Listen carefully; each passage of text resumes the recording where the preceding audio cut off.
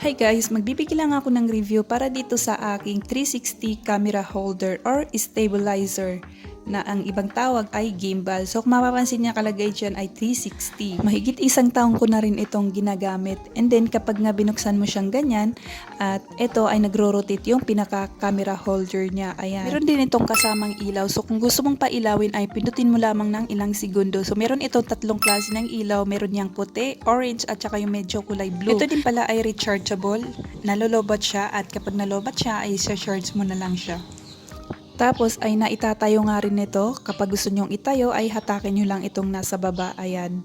So ganito yung magiging style niya kapag nakatayo siya. Ayan. At meron din pala itong remote control or yung Bluetooth na remote. Hindi ko lang nakuha na ng video. Tapos kung gusto mo naman ibaba yung kanyang phone holder ay iikot mo nga lang itong dito. Ayan. So ganito yung magiging itsura niya kapag nakababa.